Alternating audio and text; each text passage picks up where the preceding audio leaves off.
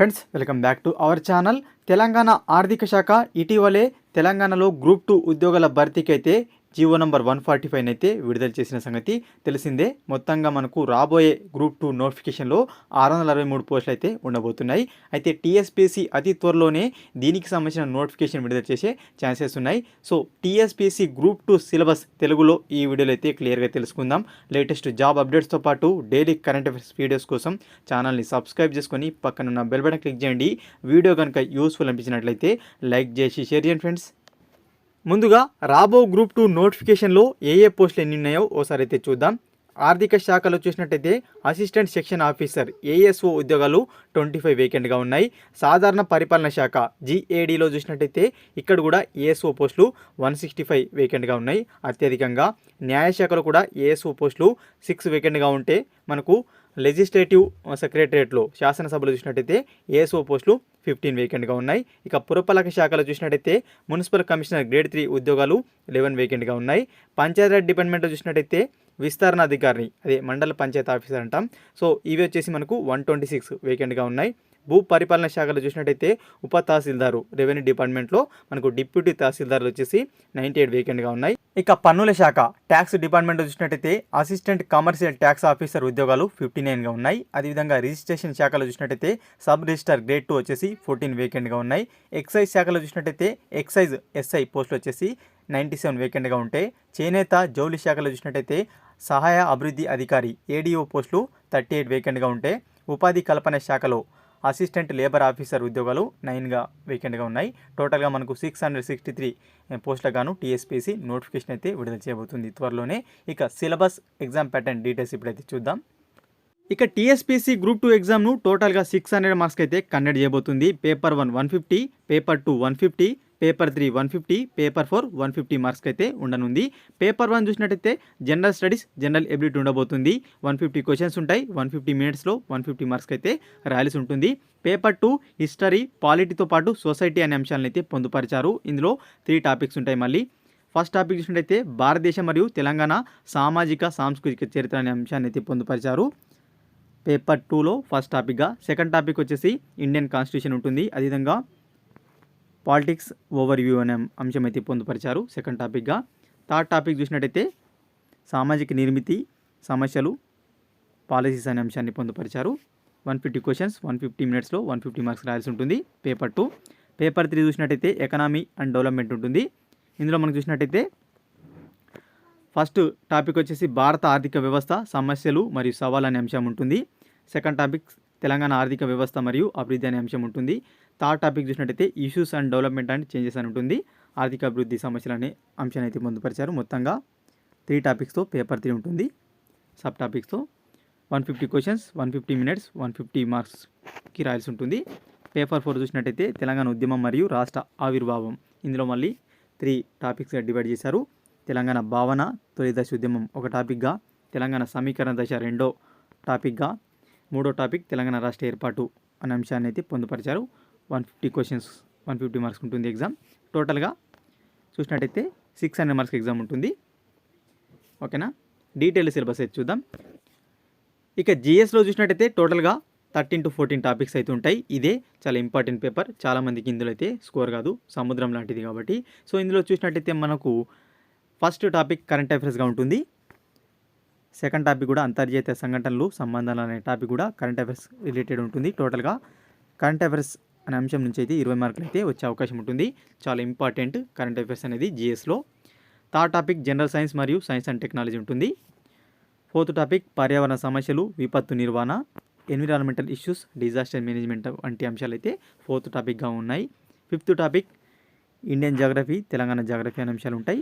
అదేవిధంగా world geography కూడా ఇవ్వడం జరిగింది. ప్రపంచ భూగోళ శాస్త్రం కూడా ఉంటుంది. అదేవిధంగా సిక్స్త్ టాపిక్ చూసినట్టయితే భారతదేశ చరిత్ర సాంస్కృతిక వారసత్వం కళలు అనే అంశం ఉంది. మళ్ళీ నెక్స్ట్ చూసినట్టయితే తెలంగాణ సమాజం సాహిత్యం వారసత్వం సంస్కృతి కళల అంశం అయితే పొందుపరిచారు. తెలంగాణ రాష్ట్ర విధానాలు తెలంగాణ స్కీమ్స్ అన్నమాట, ప్రభుత్వ పథకాలు, సామాజిక మినహాయింపు సమగ్ర విధానాలు మరియు హక్కులు సమస్యలు అనే టాపిక్ కూడా ఉంది. అలానే మనకు general ability logical reasoning analytical ability data interpretation వంటి అంశాలు అయితే జిఎస్లో ఉన్నాయి. ఒక 4-5 టాపిక్స్గా. ఇక చివరగా మనకు జిఎస్లో బేసిక్ ఇంగ్లీష్ ఉంటుంది 10th స్టాండర్డ్లో. ఇక్కడ నుంచి మనకు దాదాపు ఒక 10 మార్క్స్ వచ్చే అవకాశం ఉంది ఇంగ్లీష్ నుంచి. ఈ విధంగా మనకు 13 to 14 టాపిక్స్ కలుపుకొని జిఎస్ అనేది ఉంటుంది. Very very important paper.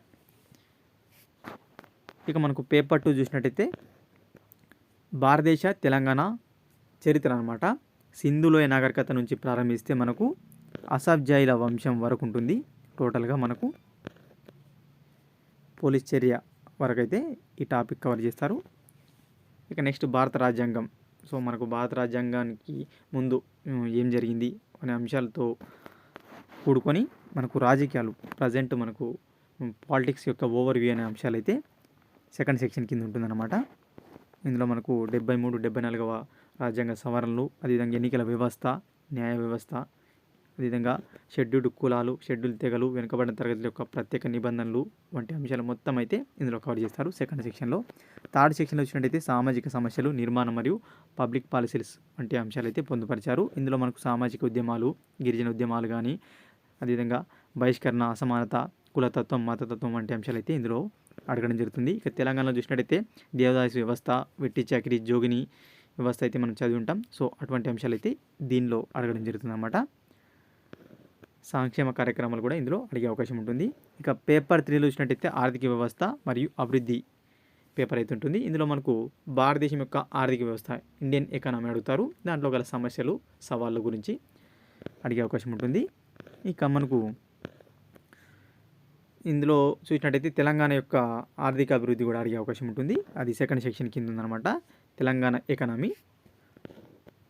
ఓకేనా.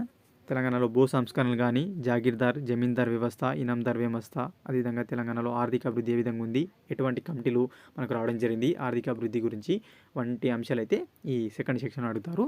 ఇక థర్డ్ సెక్షన్లో అభివృద్ధి మరియు మార్పు సమస్యలు వంటి టాపిక్స్ అయితే ఇందులో పొందుపరిచారన్నమాట. ఇందులో మనకు ఇంపార్టెంట్ సస్టైనబుల్ డెవలప్మెంట్ అనమాట, సుస్థిరమైన అభివృద్ధి అనే అంశం అయితే ఉంటుంది. ఇక fourth topic very very important, Telangana రాష్ట్ర ఉద్యమం, తెలంగాణ రాష్ట్ర ఆవిర్భావం. సో మనకు తెలంగాణ రాష్ట్ర ఉద్యమాన్ని 3 విభాగాలుగా అయితే విభజించారు. మొదటి విభాగం తెలంగాణ భావన తొలి దశ ఉద్యమం అంటాం, 1948 నుంచి 1970 వరకు. ఆ తర్వాత సమీకరణ దశగా చెప్పుకుంటాం, 1971 నుంచి 1990 వరకు. ఆ తర్వాత తెలంగాణ రాష్ట్ర ఏర్పాటు 1991 నుంచి 2014 వరకు. సో ఈ విధంగా 3 దశలుగా మనకైతే గుర్తిస్తారు తెలంగాణ ఉద్యమాన్ని.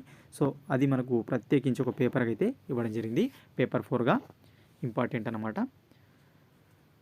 ఓకే ఫ్రెండ్స్, ఈ విధంగా మనకు గ్రూప్ 2 యొక్క సిలబస్ అయితే ఉంటుంది. టోటల్గా 600 మార్క్స్కి అయితే ఎగ్జామ్ అయితే కండక్ట్ చేస్తుంది టీఎస్పీసీ. ఎటువంటి నెగిటివ్ మార్కింగ్ అయితే ఉండదు మనకు. ఓకేనా. ఆబ్జెక్టివ్ టైప్లో ఎగ్జామ్ అనేది ఉంటుంది. త్వరలోనే దీనికి సంబంధించిన నోటిఫికేషన్ అయితే విడుదలయ్యే అవకాశం ఉంది. ఏదైతే ఈ గ్రూప్ 2కి సంబంధించిన సిలబస్ పీడిఎఫ్ ఫైల్ లింక్ ఉందో అది వీడియో కింద డిస్క్రిప్షన్లో ప్రొవైడ్ చేస్తాను, అక్కడ నుంచి డౌన్లోడ్ చేసుకోండి. ఇక ఈ గ్రూప్ 2 కానీ మిగతా అన్ని కాంపిటేటివ్ ఎగ్జామ్స్ కోసం మీరు ఫ్రీ ఆన్లైన్ టెస్టులు రాయాలనుకుంటే మాత్రం మన వెబ్సైట్ని విజిట్ చేయండి. వెబ్సైట్ని విజిట్ చేసినట్టయితే అక్కడ అన్ని రకాల పోటీ పరీక్షల కోసం అయితే అన్ని సబ్జెక్ట్స్ యొక్క మనకు ఫ్రీ ఆన్లైన్ టెస్ట్లు అయితే అందుబాటులో ఉంటాయి. అదేవిధంగా చాలా పీడిఎఫ్ ఫైల్స్ కూడా మన వెబ్సైట్లో అందుబాటులో ఉన్నాయి. అన్ని రకాల పీడిఎఫ్ ఫైల్స్, అది అర్థమెటిక్ కానీ, రీజనింగ్ కానీ, హిస్టరీ కానీ, ఎకనామీ కానీ వంటి పీడిఎఫ్ ఫైల్స్ అయితే మన వెబ్సైట్లో ఉన్నాయి. మన వెబ్సైట్ని విజిట్ చేసి డౌన్లోడ్ చేసుకోండి, ఆన్లైన్ టెస్ట్ కూడా రాయండి. వీడియో కనుక మీకు యూస్ఫుల్ అనిపిస్తే లైక్ చేసి షేర్ చేయండి. మరొక ఇంపార్టెంట్ అప్డేట్తో మీ ముందుంటాను ఫ్రెండ్స్.